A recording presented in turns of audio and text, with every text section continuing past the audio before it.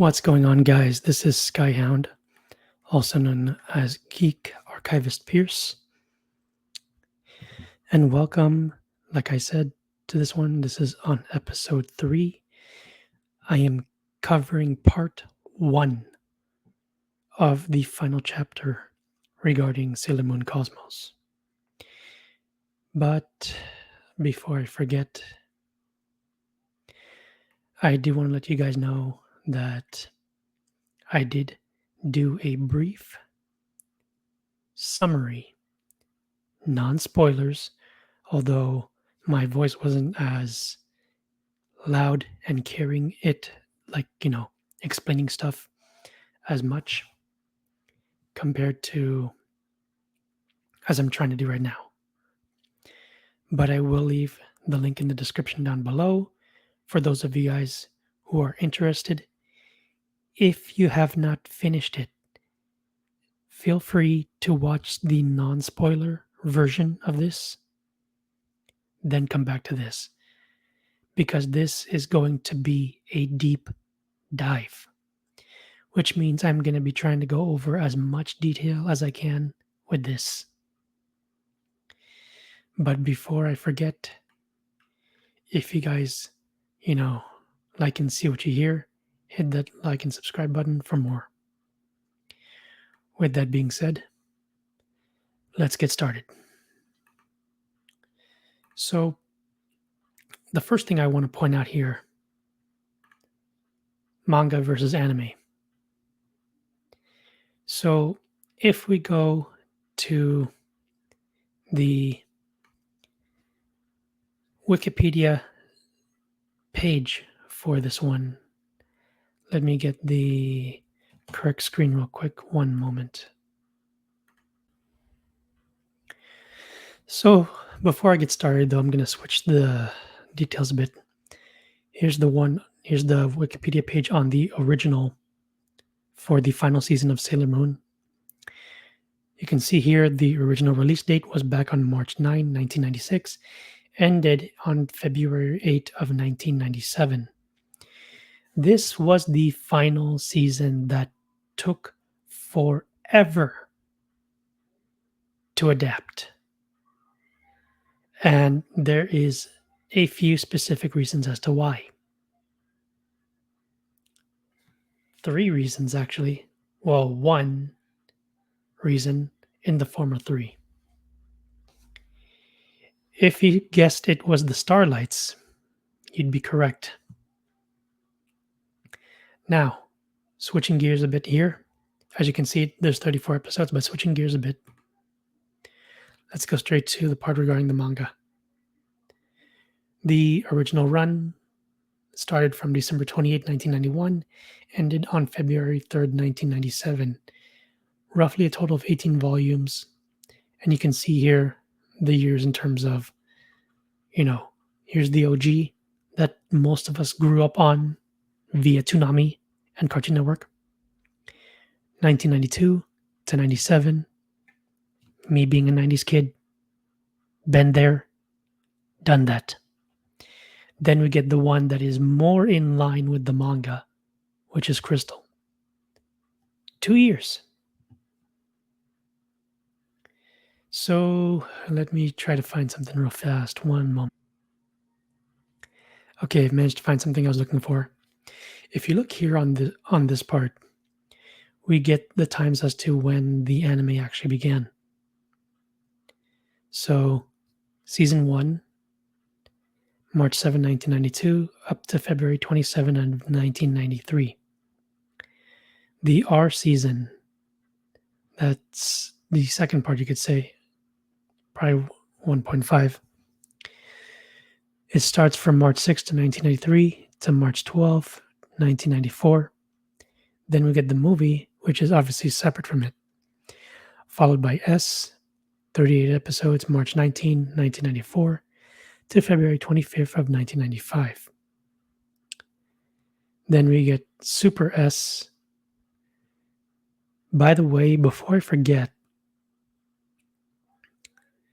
this one is roughly the one with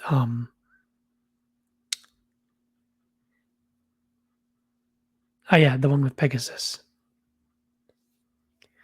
as well as the previous one had to do with Mistress Nine. The final season stars is where obviously you get the last bit of the story, and you can see here with Crystal they kind of like split it up into three seasons. So season one is the Dark Kingdom, more in line with the manga. Season two is Black Moon. That's where you get Chibiusa coming in, and then we have season three, the Death Busters, including Mistress Nine. That's where Hotaru and the Outer Senshi come in, followed by the films Eternal, which is again in reference to Super S, and finally we have Cosmos, which is in reference to stars. So now you see the comparison between both. Now let's go over some parts with regards to the manga. Well, this part right here, it shows 52 individualized chapters and it was published in 18 volumes. But besides that, with regards to the final season specifically, I'm going to be citing a particular website. And that website has all the volumes. These are scans, by the way. So whatever you get in the physical form, not the same as the one in the scanlations. I want to be clear about this.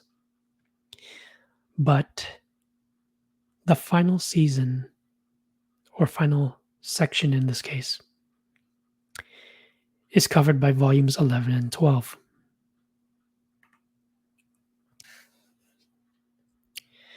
Now, I want to keep in mind here, like I said, there is likely going to be some spoilers.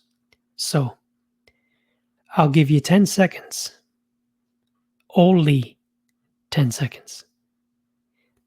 Just pause this, watch it, then come back. Do not say you weren't warned.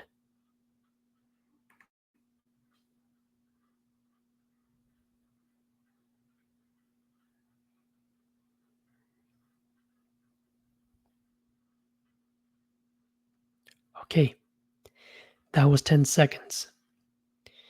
If you're still here, that means either you've watched it and you're ready for this, or you don't care about spoilers and you want to know the whole thing and then just, give your own assessment. Fair. But before I begin on that, notice I did one with regards to um, a minor explanation on manga versus anime. Let me go over this part with you guys right now by showing a brief example. Bear with me.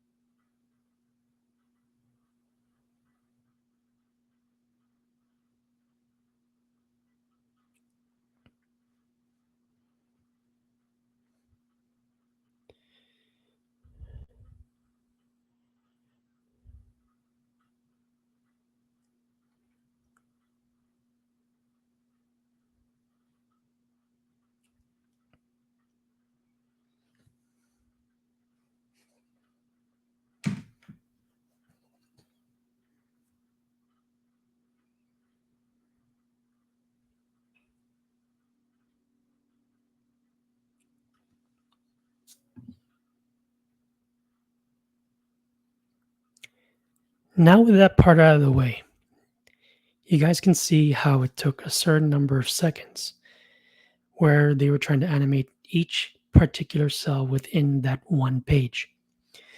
So, in my example, page 10 started at the 19-second mark all the way up to the 33rd second mark.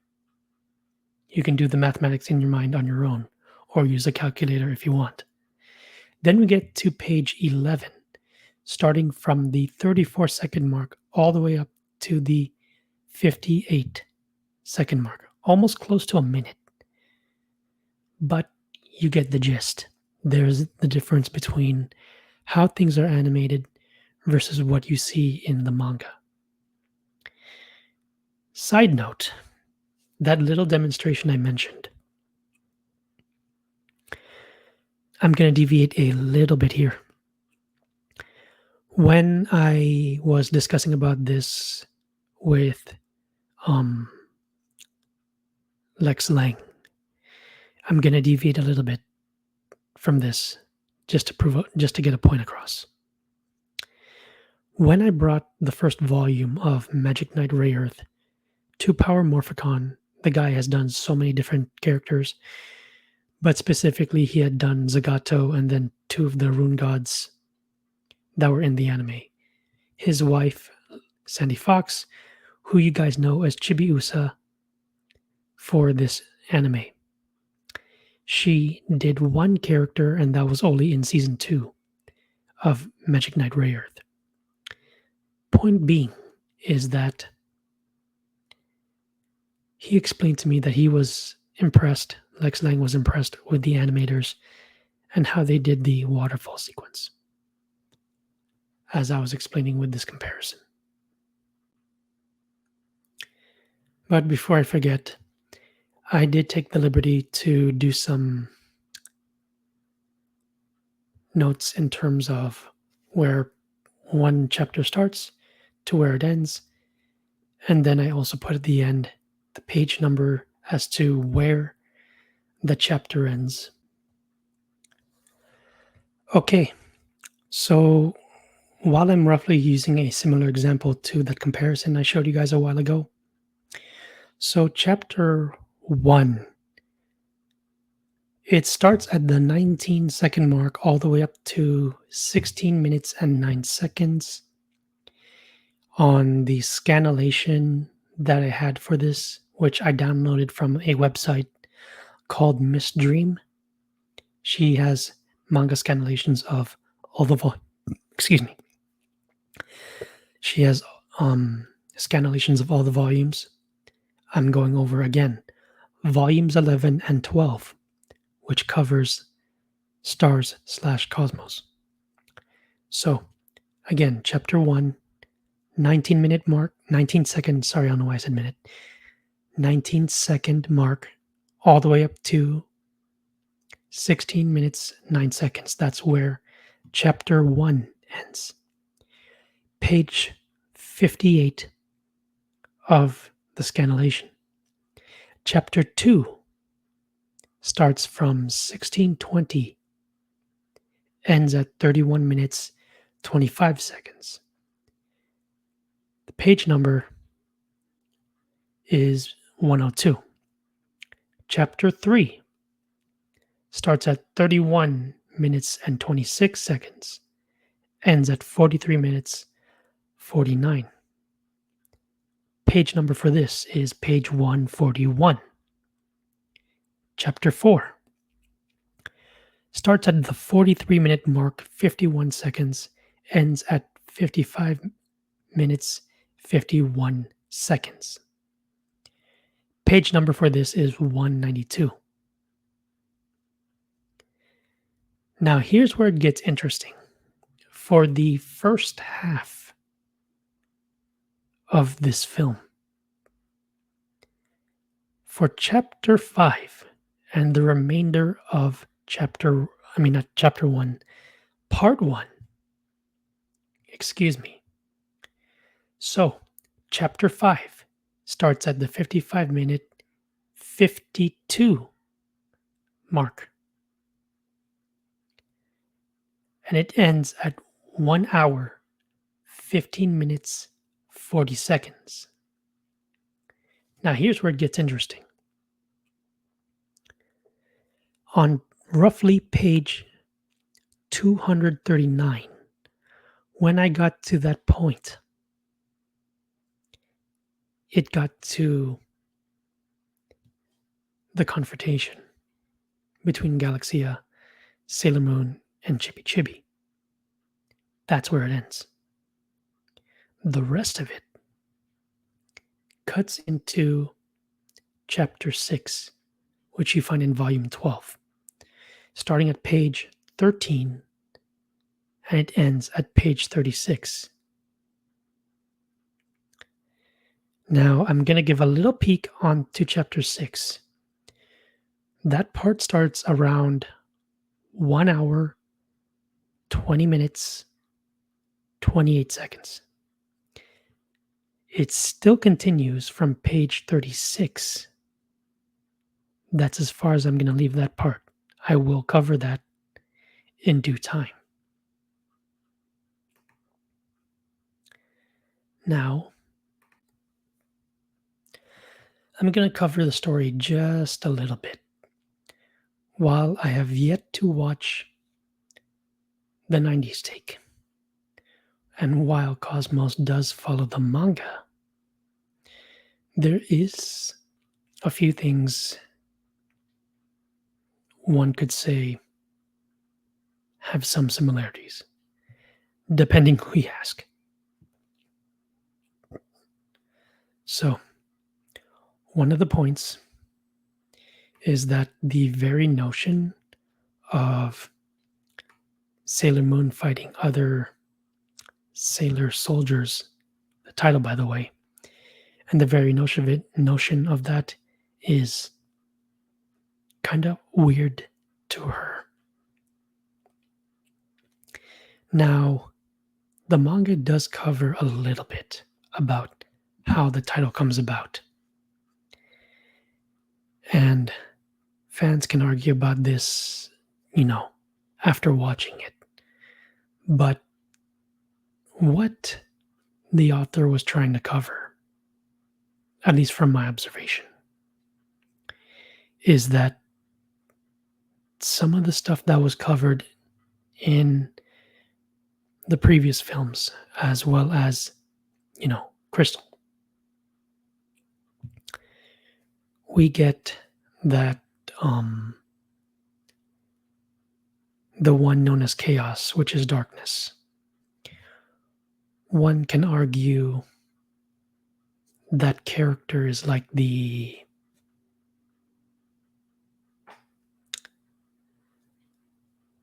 one where you make the Faustian bargain, if you will. And Sailor Galaxia, she did fight, chaos itself once. Now, what's interesting is that we find that the animates, sorry, I'm tripping here. These characters, they also inhabited planets once. What's even more interesting, some of the characters have ties to specific characters. So, I'll give a few examples. The planet Cronus, that's in reference to Phobos and Deimos. Another one, Mao, M as in Mike, A as in apple, U as in umbrella. That's in reference to Luna, Artemis, and Diana. You'll kind of see that these characters, including Iron Mouse and a few others, again, they made the whole Faustian bargain and were fed a bunch of lies. So now you kind of got the gist in terms of what part of this story is about. Now, as for names, so I'm briefly going to go over a little bit on some background, like some of the characters. With that, bear with me for a few minutes.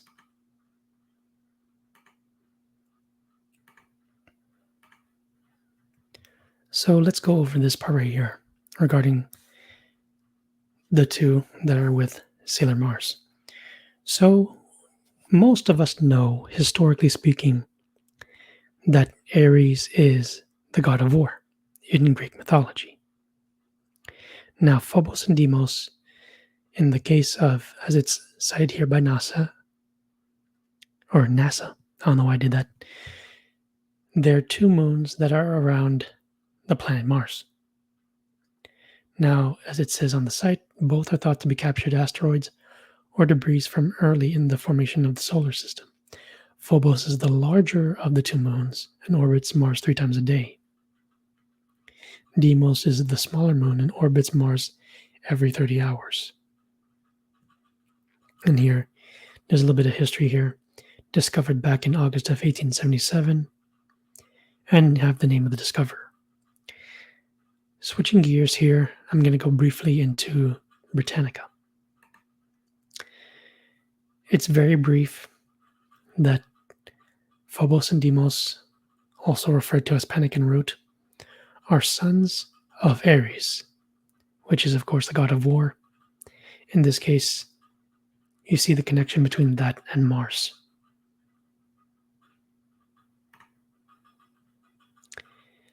Now, with regards to some of the other characters that are mentioned in Cosmos, a certain chunk of these are based off of mythology, certain names. Some of those names do get covered in part 2, which I will eventually cover.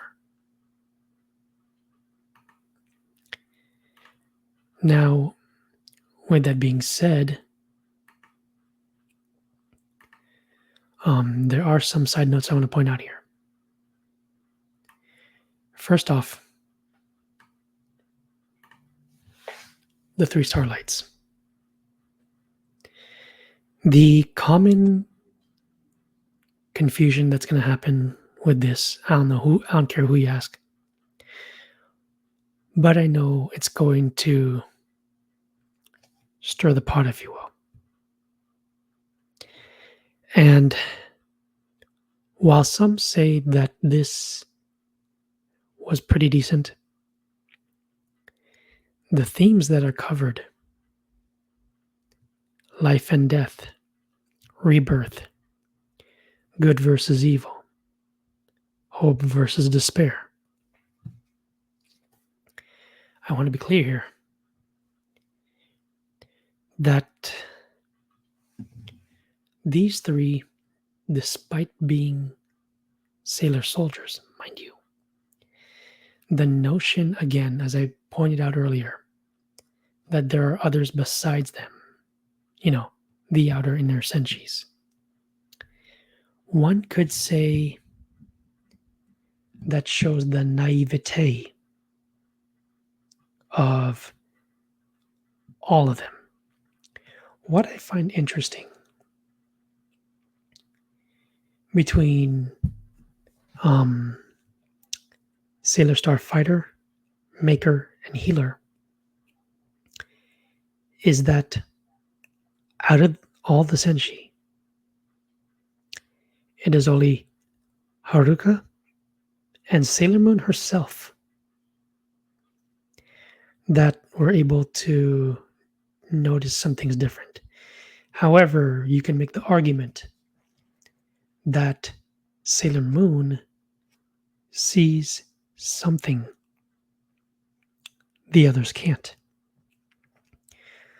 Now, while it does take time for them to realize that the Sailor Starlights are not the enemy,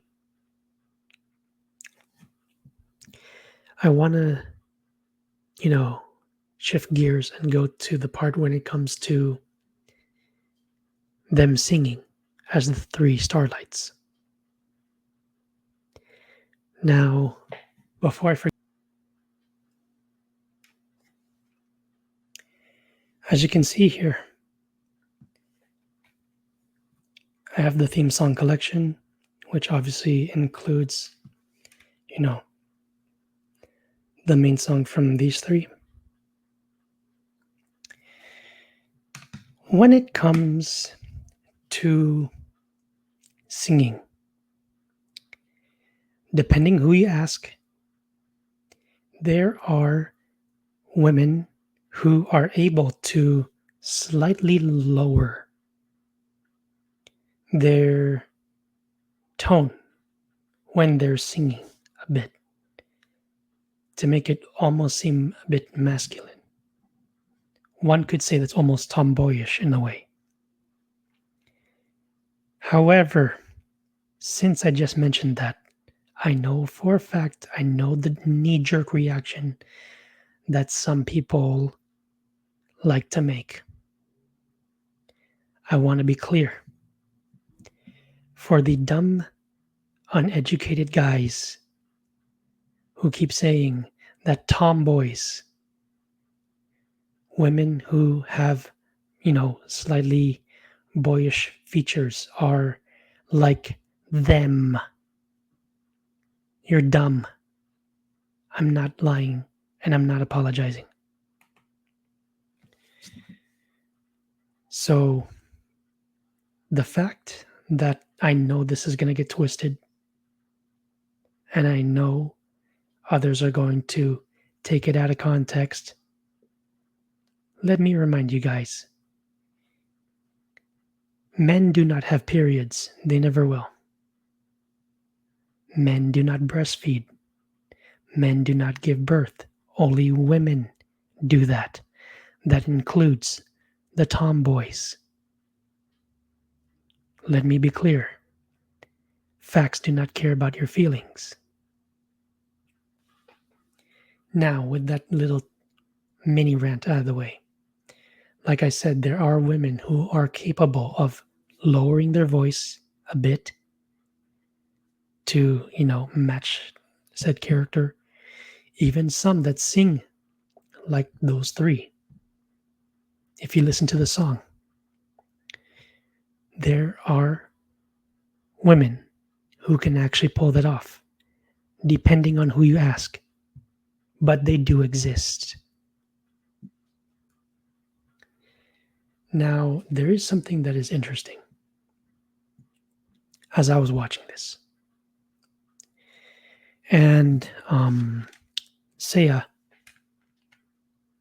which is this one here, she makes a point that when it comes to dealing with enemies,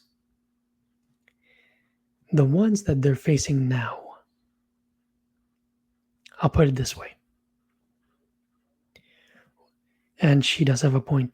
When they get so driven by emotion, the enemy can use it against them, number one, because they're not using their brains, they're not thinking. And the fact that,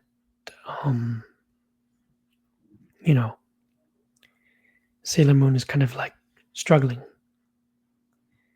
because of, the supposed trauma that she's experiencing, losing those closest to her. The Starlights make an important distinction here about the star seeds. The physical form, while they were gone, their essence, so to speak, is in the star seed. It's briefly touched upon in part 1. Expands a little more in part 2. And Seiya is pointing out to Sailor Moon,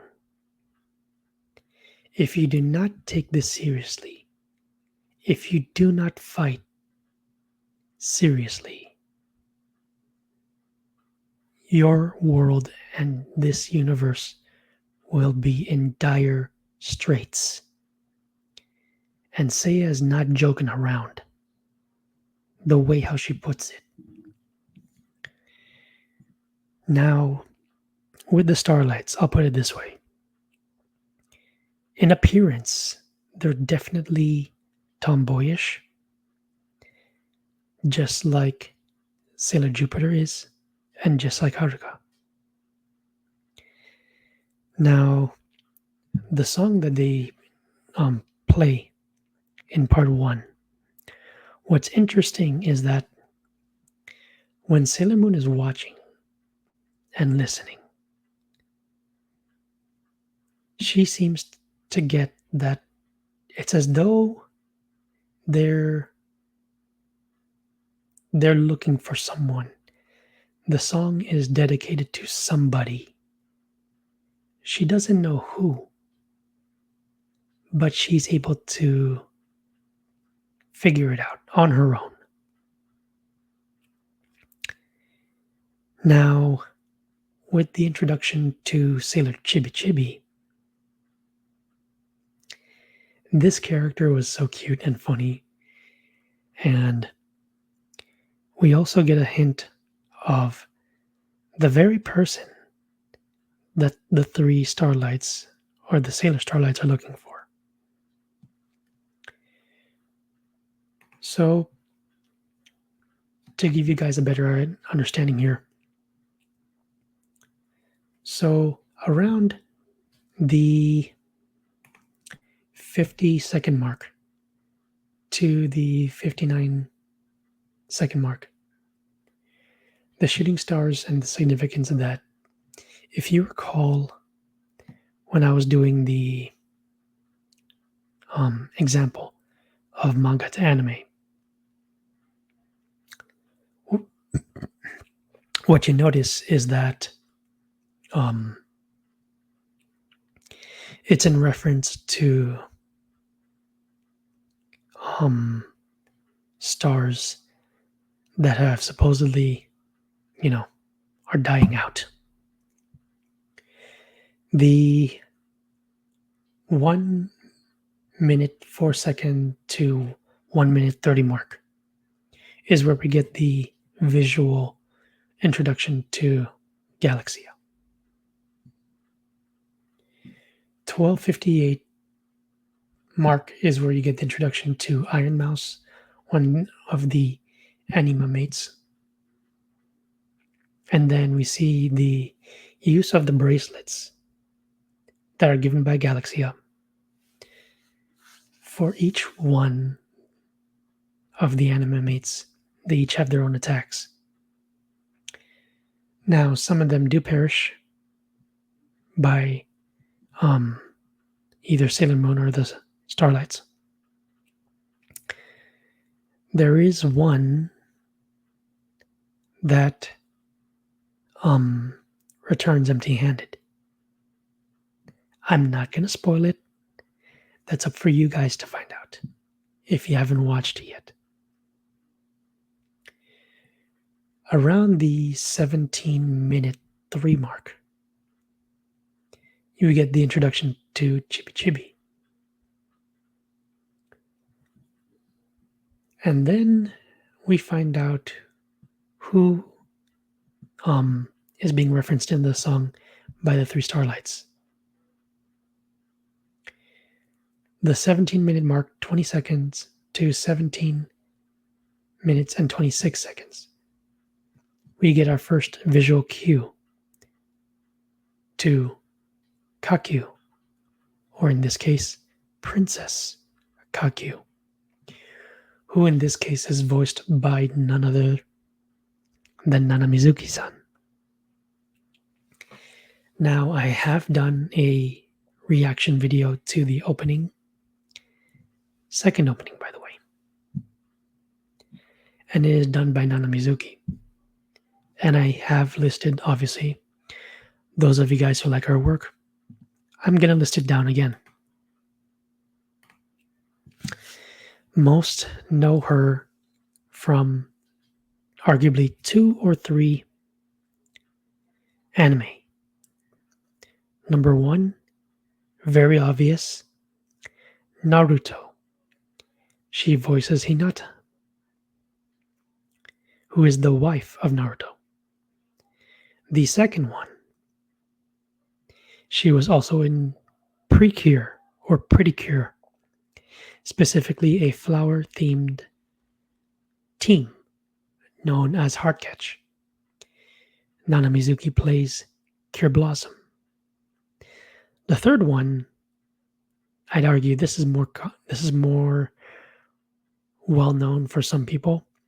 Those of you guys who watch Symphogear, she plays Tsubasa in that one. But of course, I will be citing one of my favorites. And of course, the anime that I'm about to reference does turn 30. Maho Shoujo Lyrical Nanoha. Nana Mizuki plays Feito Testarossa.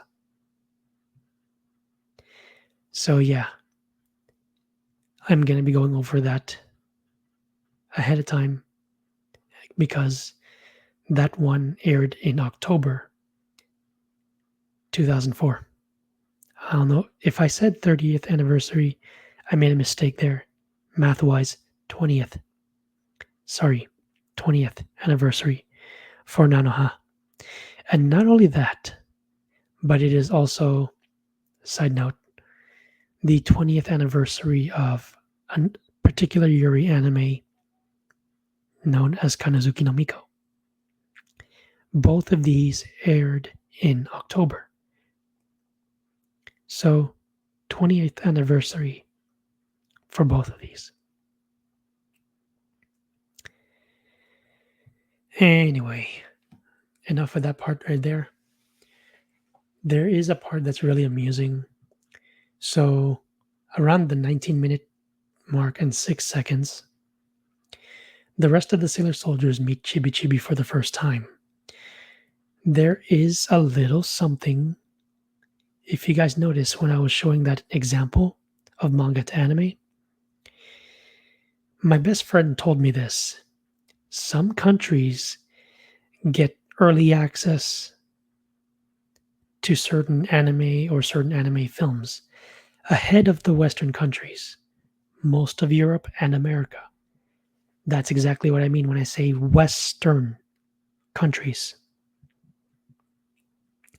Now, since I do have the limited edition of this movie, and it only has Japanese subtitles, I want to point out something here.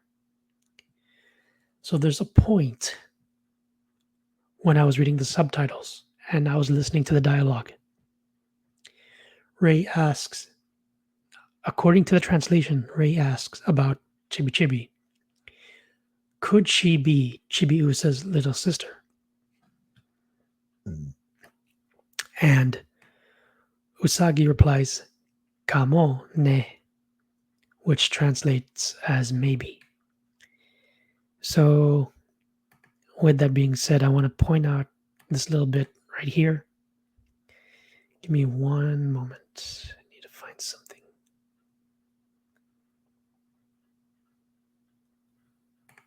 Here we go. So if you look right here, this is what I'm getting at. So 19 minutes and 6 seconds. I pointed that out a few seconds ago. So here's a translation note. When you see, when you put the Japanese subtitles on the physical copy, so whatever the question that Ray asks on this, when you see it in Japanese, Usagi does reply. This is how it is Romanized Japanese. Here's the actual writing. So this is roughly what you see in the subtitles when you put it on there. And then I put which translate as maybe in response to that question. That part, when they were doing this, one can argue it wasn't as, I'd argue it wasn't as organized, you could say, because the way how they do this in Japan versus, say, for example, if you're doing this on Netflix or if you're doing your own fan subs, when it comes to translations and timing, This stuff is not easy. I'm not joking. Because you have to go through certain scenes or certain sections again and again and again and again. Then you have to deal with the timing with the edits on top of that. Because sometimes, if you're watching this through some other means, savvy, if you're watching it through other means, you can tell sometimes when you put on the subtitles, timing is off by a few seconds or even a second. These people doing this, when it goes from one language to another, it is not easy. I can never stress this enough. Even the fan subs. However, are there people who once did fan subs and have since betrayed the community, the fandom community? Depends on who you ask, but most likely than not, the answer is yes. Now, there is another visual cue or clue around the 20-minute and 33-second mark where Chibi Chibi brings up an incense burner. And for some strange reason, Usagi seems to recognize it. But there is another moment, and this is a key point here. When she gets tarot cards sent to her by mail. I'm gonna spoil this a little bit. I did warn you guys. Only one of the Sailor Starlights uses this method. And around the 23-minute, 25-second mark, as I pointed out, Usagi's allies, her friends, they all have the wrong idea regarding the Sailor Starlights.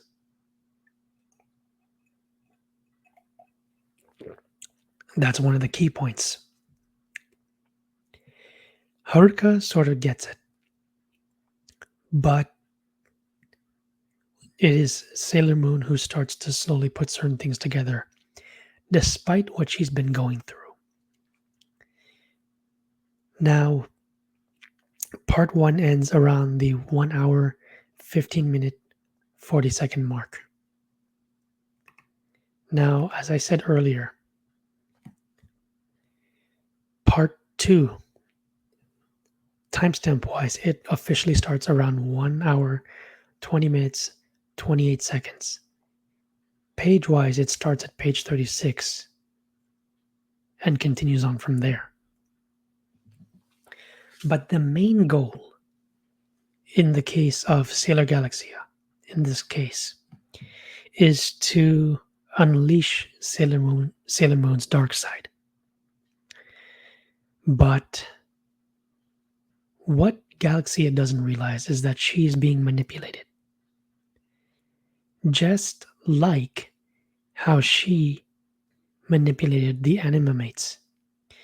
But she obviously doesn't realize she is a pawn. And basically, she wants to rule the galaxy because, she lost her own home. Tiny background spoiler, but that does get expanded on in part 2. I will be covering that at a later point this week. But overall, when I did watch this for the first time, despite not watching the original 90s anime, there are differences between the two, the approaches that are taken. But there is also some similarities. Now, the lines that are mentioned at least when I was watching this subbed, as I showed you in the demonstration. It definitely follows what is shown in the manga. The way how they handle some of the characters definitely varies. But again, the themes and what's covered, in my opinion, I think Takeuchi san tried her best to give a good conclusion, what she was trying to convey. Some people get it, others don't. There are some that only focus on the surface, them being strong and the like. It has nothing to do with physical strength.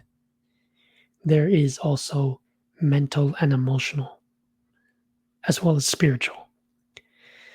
However, modern people and their narcissism, they do not understand this stuff. They don't know literature. They don't know character development.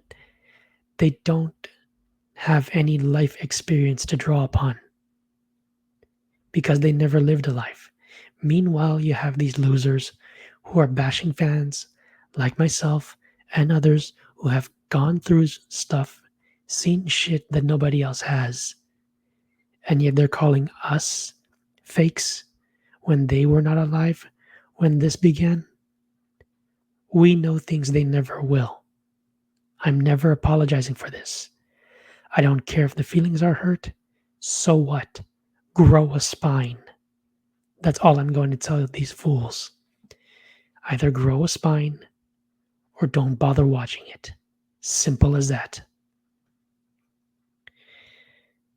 But anyway, yeah, I'm just giving as much as I can in terms of a deep dive, what goes on in at least part one without giving too much away in terms of, background, what went on, how some of them differ. But yeah, if you guys do get a chance, do go ahead and check this one out. It's actually really good because on here, it has a particular song that is strictly for Sailor Moon Cosmos. I did listen to it, and when I saw the preview for it, I was like, I gotta get this. But all the theme songs in this one are really, really good. The first opening, obviously, is a compilation of moments from Sailor Stars as well as some of the other seasons. So they take elements from each opening and put it together, at least for how they did this for part one of Cosmos. The second opening is obviously the one for Stars,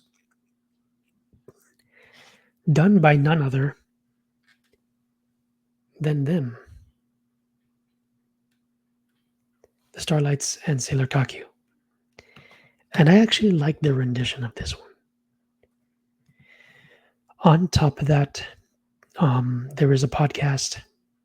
Before I forget, there's a podcast on Spotify that does interview some of the voice actors, particularly Nana Mizuki-san, who plays Sailor Kaku in the film. And obviously, when I was listening to it, I could tell by her voice and the tone, she is a fan of this. She has watched it. But you can go ahead and look it up on Spotify if you ever have the time. With that being said, this is just me giving a somewhat of a deep dive on part one of Sailor Moon Cosmos. If you guys have watched the whole thing, do let me know in the comments down below. What do you like about it? What do you not like about it? Which Sailor Scout was your favorite? And even with the villains, whichever ones you actually found pretty interesting and the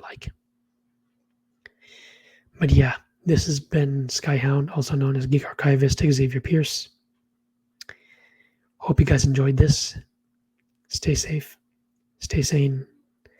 As my good friend Orange Hat Reviews often says, stay humble. And also look forward to part 2, which I will be covering soon. Peace.